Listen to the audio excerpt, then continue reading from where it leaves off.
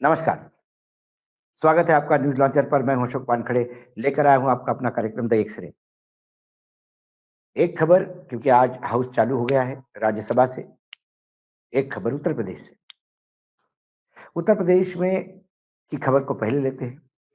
उत्तर प्रदेश की समाजवादी पार्टी के सुप्रीमो अखिलेश यादव ने कहा कि चुनावी धांधलियों पे पर्दा डालने के लिए योगी आदित्यनाथ जी ने दंगे करवाए। संभल का जो दंगा है, या संभल में जो कुछ हुआ, 4 लोगों की मृत्यु हुई, क्या वो जरूरी था? और ये कब हुआ? 19 तारीख का सर्वे तो आराम से हुआ, तब तो कोई दंगे नहीं हुए। लेकिन 23 तारीख के नतीजे आने के बाद महाराष्ट्र और उत्तर प्रदेश के उपचुनाव, उत्तर प्रदेश के उपचुनाव में तो लोकतंत्र की धज्जियां उड़ गई। चुनाव करवाने की नहीं करवानी चाहिए, ये वो वीडियोस देखने के बाद आम आदमी भी सवाल उठाता है। यदि ऐसा ही चुनाव होना है तो फिर चुनाव ही क्यों करना? सीधे सीधे दे ही देते सीटें। चुनाव आयोग डेट डिक्लेयर करे कि इस डेट को हम निर्णय देने वाले हैं, कौन जीता कौन हारा और वही निर्णय दे। ये पूरा ढकोसला क्यों चुनाव लड़ने का? महाराष्ट्र की जो खबरें आ रही है, महाराष्ट्र में जो तथाकथित लैंडस्लाइड विक्ट्री है, हर मतलब जो जीते हैं वो भी दिल्ली का जश्न छोड़ा, प्रधानमंत्री के ऊपर फूल बरस रहे थे लोग। पूरे महाराष्ट्र में एक अजीब सी शांति फैली हुई है।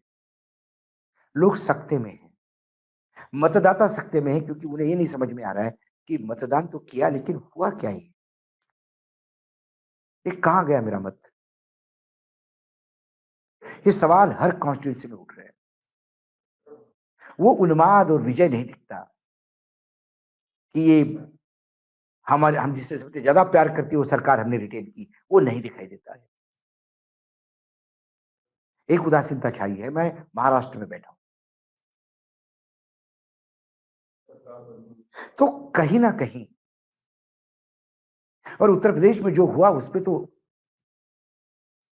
मतलब या तो आप मशीनें करो या फिर आप सीधा डंडे का उपयोग करो सरकारी मशीनर से, या तो मतदान करने दो, कोई भी मत किसी को दे बीजेपी को जाएगा, ये व्यवस्था करो, या फिर मतदान करने आने ही मत दो। क्योंकि ये चुनाव योगी जी का था, दिल्ली का नहीं था। दिल्ली तो देख रहा था कि योगी जी कितना दम मारते हैं। योगी जी ये दिल्ली देख रहा था कि कहीं योगी जी हार जाए तो दिल्ली को अपर हैंड मिलेगा। लेकिन योगी उनसे हमेशा बीसा ठहरे हैं, तो इस बार भी बीसा ही ठहरे। उन्हें दिल्ली को बता दिया कि मशीनें आपके पास है तो पुलिस मेरे पास है। उन्हें बता दिया कि बल का उपयोग करके चुनाव कैसा जीता जाता है। तो कुल मिलाकर कहीं ना कहीं, क्या दंगे इसलिए करवाए गए कि जो चुनावी धांधलियां हुई है उस पर चद्दर डालनी है? क्योंकि जो दंगलों की जो बात चुनावी धांधलियों की बात कर रहे थे, जो ब्रूटल पुलिस फोर्स का बात कर रहे थे, जो चुनाव हाईजैक करने की बात हो रही थी, एकाएक सब मीडिया, सोशल मीडिया का नरेशन ही बदला। सब संभल पे बात करने लगे। क्या सही क्या गलत इस पे बात होने लगी। इसके रूट कॉज पे कौन कौन बात करने लगी। और जो चुनावी धांधली हो गई है उस पे चद्दर डल गई। अब इसी पे बात होगी संभल पर। मामले कोर्ट जाएगा, कोर्ट सुनेगा, ये करेगा वो करेगा। चुनाव में जो धांधली हुई उसका क्या, उस पे चद्दर डल गई। योगी जी के बल्ले बल्ले हो गई, 9 में से 7 सीटें जीते, 2 समाजवादी को गिफ्ट में दे दी। क्या योगी जी को भी ये समझ में आ गया कि प्रधानमंत्री की कुर्सी पाने के लिए गोधरा करना जरूरी है, या गोधरा होने देना जरूरी है? जो भी है, गोधरा में कौन जिम्मेदार, कौन गलत, कौन सही, मैं इसमें नहीं जा रहा हूं। लेकिन एक गोधरा जरूर है, जिसने किसी नेता को ऐसा प्रस्थापित किया, उसने पीछे मुड़ के नहीं देखा। क्या योगी जी ऐसा ही कुछ चाहते हैं यहाँ? जब मैं एक्सरे से देखता हूं तो मुझे तो ये रूट कॉज ये दिखाई देती है। किसी को मंदिर मस्जिद की नहीं पड़ी है। कैसा समाज को आप विभाजित कर सकते हैं? और जो मैंने किया वो जस्टिफाई करने के लिए मुझे बताना है कि ये मंदिर अपना है। न्यायपालिका जिस तत्परता से काम कर रही है इस सर्वे में, उसे तो देख के लगता है मुझे कि ऐसे ही न्यायपालिका इतनी तत्परता से काम करे तो हमारे यहाँ बैक मतलब कभी केसेस में कोर्ट में केस पेंडिंग ही नहीं है। लेकिन महाराष्ट्र की सरकार गलत है या सही है, ये गलत सरकार है ये बोलते हुए भी उस पर निर्णय नहीं दिया जब तक वो सरकार का टेन्योर खत्म होकर दूसरी बार जीत के नहीं आए। क्या न्याय पाएंगे? न्याय डिलेड इज न्याय denied, justice delayed is justice denied. आपने ये न्याय में देरी कर दी तो वो अन्याय किया है आपने। तो सर्वोच्च न्यायालय ने महाराष्ट्र के मामले में अन्याय किया और ऐसा ही सब दूर होता हुआ दिखाई दे रहा है। तो कुल मिला के गलत करो, उस पर लीपापोती डालने के लिए दूसरा बड़ा गलत करो और लगातार फोकस चेंज करते रहो। फिर गवर्नेंस, विकास, बेरोजगारी, इस पे कौन बात करेगा? अभी तो हम मस्जिद मस्जिद और दंगों पे ही बात कर रहे हैं, चुनावी धांधली पर बात हो।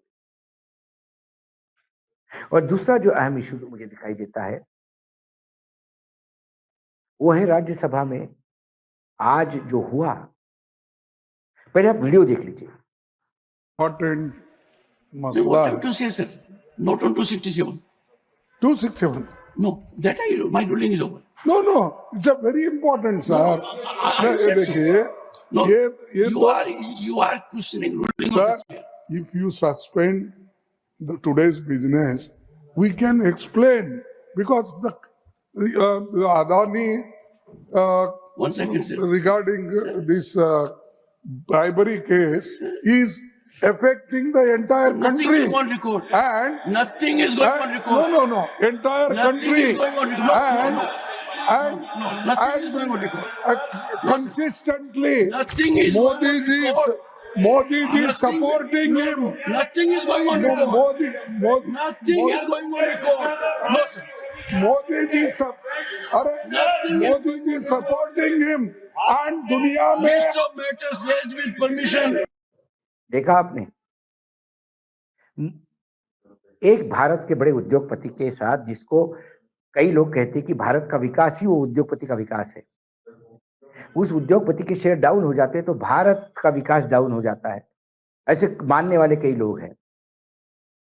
और इसी को यदि इसी पॉइंट ऑफ व्यू से भी देखें तो भारत के एक उद्योगपति के ऊपर आरोप लगाए, अमेरिका ने वारंट निकाला है कि उसने रिश्वत दी है। उस पर आरोप है कि उसने अमेरिका के निवेशकों को धोखा दिया है, झूठ बोला है। भारत देश में जो आरोप है छोड़ दीजिए उसमें, क्योंकि सरकारी दामाद होने की वजह से उनको बहुत सारा संरक्षण प्राप्त है। लेकिन अमेरिका में जब किरकिरी हुई है, ऑस्ट्रेलिया में लोग इंक्वायरी करने के ऑर्डर कर रहे हैं, केनिया में प्रोजेक्ट फेल हो रहे हैं, लंका से खबरें आ रही है, बांग्लादेश ने सवाल उठाए हैं, पूरे आसपास के देशों में जहां भारत के संबंध है वहां हर जगह इस आदमी की वजह से हो रहे हैं। तो क्या इस देश को डिस्कस करने का अधिकार नहीं? लेकिन हमारे महामहिम उपराष्ट्रपति जो राज्यसभा में सभापति है, आपने देखा अडानी का नाम आया तो nothing will go on record, nothing will. इतना डर, why should it not go on record? Why should it not go on record? It's a national issue. Bofors कांड का इतना जिक्र होता था, इतने लोगों के नाम लिए जाते थे, वो कैसे रिकॉर्ड पे आता था?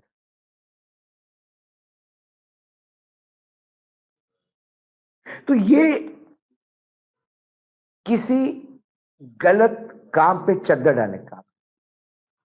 मैं जब एक्सेल से इसको देखता हूं तब आप समझ जाइए कि अडानी सेठ को बचाने के लिए किस लेवल पे काम हो रहा है।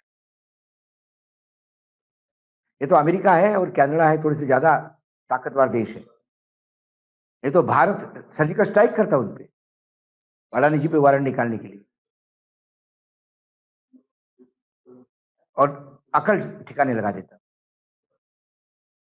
लेकिन वो बाप लोग हैं तो थोड़ा सा सोच समझ के करना पड़ता है। अडानी जी के तथाकथित कुकर्मों पे जो आरोप है उसके लिए सेबी के चेयरमैन को बुलाया तो भाजपा को नागावर गुजरता है, सामने जाकर खड़े हो जाते हैं। ऐसा क्या है कि जो सामने आने से गलत होगा?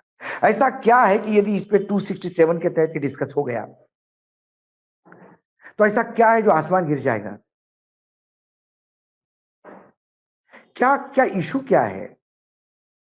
अडानी जी के नाम से इतना परहेज क्यों?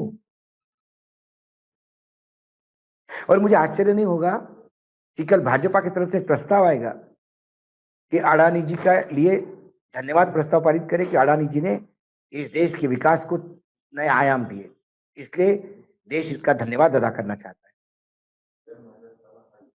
क्या स्थिति इस लेवल पे जाएगी क्या? हम किस लिए जा रहे हैं? जो चुना हुआ सदन है, राज्यसभा लोकसभा, यदि ये हाईजैक होता है, न्यायपालिका से न्याय नहीं मिलता, चुनाव आयोग मजाक करता है, तो फिर हम कौन से तरफ जा रहे हैं? हम चाइना मॉडल पे जा रहे हैं, रशिया मॉडल पे जा रहे हैं?